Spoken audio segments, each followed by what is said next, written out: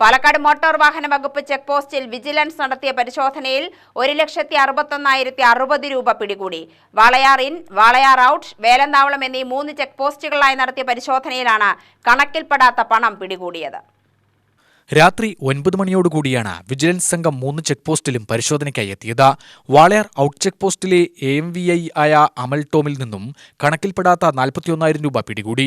ഈ മാസം 10-ാം തീയതിയും 13-ാം തീയതിയുമായി വിജിലൻസ് നടത്തിയ പരിശോധനയിലും സമാനമായ തുകയാണ് കണ്ടെത്തിയത്.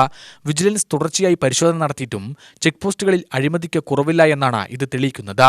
ചെക്ക് പോസ്റ്റിലെ ഉദ്യോഗസ്ഥർക്കെതിരെ വിജിലൻസ് നടപടിക്ക് ശുപാർശ ചെയ്തിട്ടും മോട്ടോർ വാഹന വകുപ്പ് യാതൊന്നും ചെയ്തിട്ടില്ല.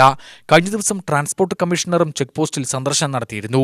അന്യസംസ്ഥാനങ്ങളിൽ നിന്നും വരുന്ന വാഹനങ്ങളിൽ നിന്നും നിർബന്ധപൂർവ്വം പണം പിരിക്കുന്നതായി വിജിലൻസ് കണ്ടെത്തി. Palakkad vigilance DYSP Shamsuddin, Ernakulam vigilance DYSP KA Thomas എന്നിവരുടെ നേതൃത്വത്തിൽ നടത്തിയ പരിശോധന പുലർച്ചെ 3 മണിവരെ നീണ്ടു. വരും ദിവസങ്ങളിലും ചെക്ക് പോസ്റ്റ് കേന്ദ്രീകരിച്ച് പരിശോധന ശക്തമാക്കാനാണ് വിജിലൻസ് തീരുമാനിച്ചിരിക്കുന്നത്. UTV news, Palakkad.